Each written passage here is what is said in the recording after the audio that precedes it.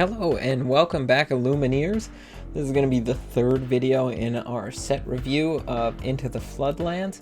Today we're going to be covering all the cards that are coming out in Emerald. Enjoy!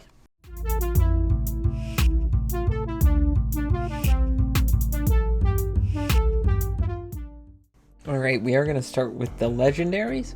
Our first legendary is Ursula, Deceiver of All. Is a 3-cost character that is inkable, is a 2/3 questing for 1. Additionally has the ability What a Deal. Whenever this character sings a song, you may play that song again from your discard for free, then put it on the bottom of your deck. So this, in a song-focused deck, is just going to be insanely powerful. It allows you to double play any song. So, for example, if you played Grab Your Swords, instead of dealing just 2 to all the characters, you're going to deal 4 to all the characters. Just a really powerful card. Our other legendary in Emerald is going to be Milo Thatch. King of Atlantis is a 7-cost character that is not inkable. That is a 4/4 questing for 3. Also has Shift 4 and the ability Take Them by Surprise. When this character is banished, return all opposing characters to their player's hand. I think a really fun way to work this is into the Emerald Steel discard. So somehow get Milo banished in any way, because it's just banished. It's not banished in a challenge like a lot of the other cards. Get Milo banished any way you can. Get all their characters into their hand and then play a whole new world. I think would be just like an insanely thing. Get all their characters in, make them get rid of all their characters. The first of our super rares is Lyle Tiberius Rourke. Is a 3-cost character, non-inkable, for a 2/4 questing for 1. Additionally has 2 abilities, the first of which is Well, Now You Know. When you play this character, chosen opposing character gains Reckless during their next turn. Second ability is Thanks for Volunteering. Whenever one of your characters is banished, each opponent loses 1 lore. So this is just a whole bunch of disruption all worked into one character, and could be really fun in the Emerald themed decks where they just kind of mess with all of your opponent's stuff. Our next super rare is Helga Sinclair, a 5-cost character for a 4/4 questing for 2, has Shift 3, and additionally has the ability This Changes Everything. Whenever this character quests, you may deal 3 damage to chosen damaged character. So a big focus in Emerald often is dealing damage to already damaged characters, and this card will do that and deal a solid amount every time it quests. Our next and final super rare is Shenzi, Hyena Pack Leader.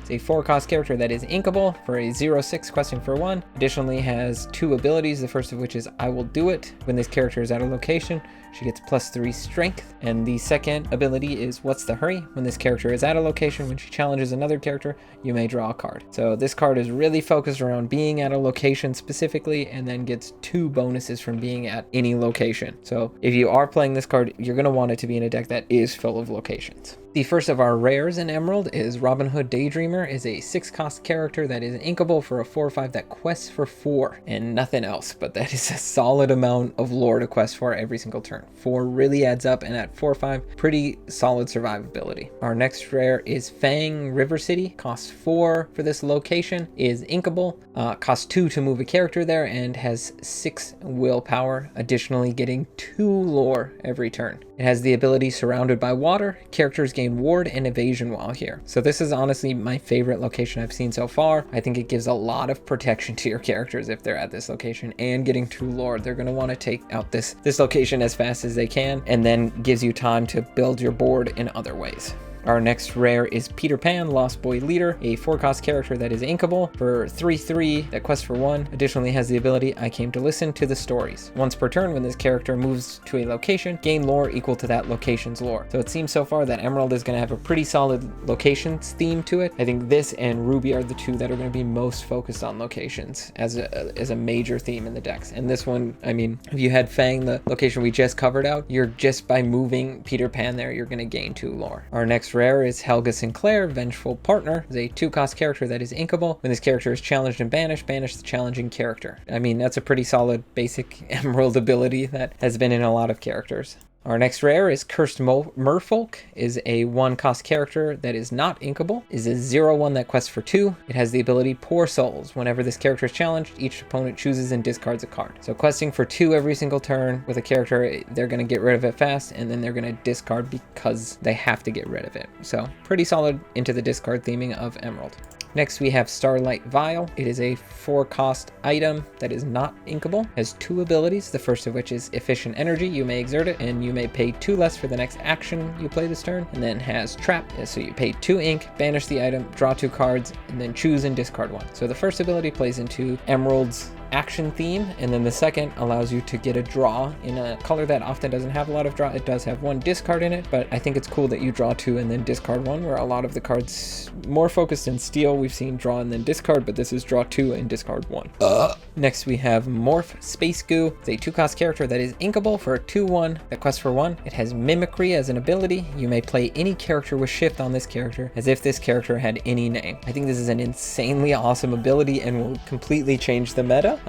I'm so excited to put Morph into every single Emerald deck that I ever play. I think it's going to be a staple of Emerald for a really long time. Our final rare is Stitch, Covert Agent, costs 5, is inkable for a 3/3 that quests for 2, also has Evasive. Additionally has the ability Hide. When this character is out of location, he gains Ward. So that makes him very survivable at any location and plays into Emerald's location theme. Now that we're at the uncommons, I'm going to start going a little faster through all of these. So the first is a song called Touch My Heart. Cost 2 is inkable, banish chosen item. So quick item removal. Friar Tuck, Priest of Nottingham, is a 4-cost character that is inkable for a 2/4 that quests for 2. Additionally has the ability, You Thieving Scoundrel. When you play this character, the player or players with the most cards in their hand choose and discard a card. So if you're behind in the cards, this will get a quick discard out of it. Otherwise, just a decent body. Wildcat Mechanic is a 3-cost character that is inkable, is a 2/3 that quests for 1. Additionally has Evasive and the ability Disassemble. You may exert it, banish chosen item. So that's a banishing of items that is reusable.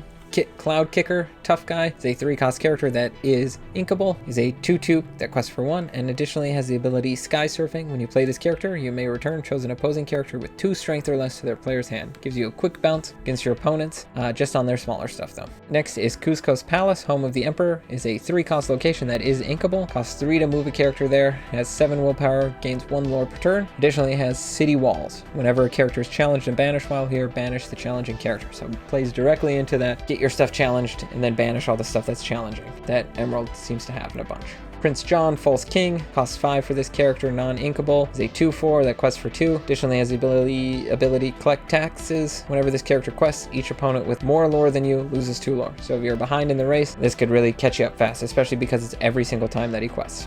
Starkey, Devious Pirate, 7-drop character that is inkable for 6/6, quest for 3. Additionally, as a pirate, when we do the Ruby video, you're going to see that there's a pretty solid pirate theme that's going around. This card would play really well into that as a top end. Robin Hood's Bow is a 3-cost item that is non-inkable. It has 2 abilities, the first of which is Exert It, deal 1 damage to chosen damaged character or location. The second ability, A Bit of a Lark. Whenever a character of yours named Robin Hood quests, you may ready this item. So you can deal repeated damage. Additionally, it's damage to characters or location. This is the first that we're seeing of that type of a damage. Ursula Deceiver is a 2-cost character that is inkable for a 1/3 that quests for 1. Additionally has the ability, You'll Never Even Miss It. When you play this character, chosen opponent reveals their hand and discards a song card of your choice. Strike a Good Match is a 2-cost song that is inkable. You draw 2 cards, then choose and discard 1. Deville Manor, Cruella's Estate, is a 1-cost location that is inkable. It gains 1 lore per turn. Additionally, it costs 1 ink to move a character to the location, and it has 4 willpower. Chubby, Mighty Lost Boy, is a 4-cost character that is inkable for a 3/5 that quests for 1. Additionally has the ability The Bear. Whenever this character moves to a location, he gets +3 strength this turn. Pretty solid, making him a 6/6 for 1 turn. Zazu, Pride Lands Manager, is a 1-drop character that is inkable, 2/1 that quests for 1. Additionally has the ability It's Time to Leave. While this character is at a location, he gets +1 lore, so he can quest for 2. Pretty solid. Skippy, Energetic Rabbit, cost 2, is inkable, 2/2 questing for 1, also has Ward. I Will Find My Way, 1-cost song that is inkable. Chosen character of yours gets +2 strength this turn. They may move to a location for free. That end part seems like a pretty powerful thing. Sir Hiss, Aggravating Asp, cost 2, is inkable, 3/1 that quests for 1 with Evasive. Airfoil is a 2-cost item that is inkable, has the ability I Got to Be Going. You may exert it, and if you've played 2 or more actions this turn, draw a card. Don Carnag, Pirate Prince, 5-cost character, is inkable, is a 4/4 that quests for 2, it also has Evasive, and is a pirate and plays into that pirate theme. Milo Thatch, it's a 1-drop character that's inkable, 2/2 questing for 1, allows you to get your bigger Milo out a lot quicker. Jetsam Riffraff, 3-cost character, is inkable, 2/2 that quests for 2, plays into the Floatsome Jetsam theme. This is the first we're seeing where it's more of them. Before it was just the 2 Amethyst ones from chapter 1. It has Ward, and it gives all your characters named Floatsome Ward. Then we have Floatsome Riffraff is a 3-drop. Inkable, 5/2 questing for 1. Additionally, playing into the Floatsome Jetsam theme, your characters named Jetsam get +3 strength. Alright, so that is all the cards in Emerald. I think my top performers right now are Big Milo Thatch, definitely Morph. I think Morph is just going to be like an insanely awesome and fun card to play with. And then I think the surprising underdog is going to be I Will Find My Way. Not even worried about the additional strength, but more worried about moving to a location for free. For example, you could move anything to Fang River City for free, and then they also get Evasive and Ward. Just really adding to the power of any character. Getting to do it for 1 ink as well just seems like a pretty awesome deal. What cards do you think are going to be best in Emerald? Leave it down in the comments below. Don't forget to please like and subscribe and do all the other YouTube stuff as well. Thank you for watching. I'll see you in the next one, and just have a great day.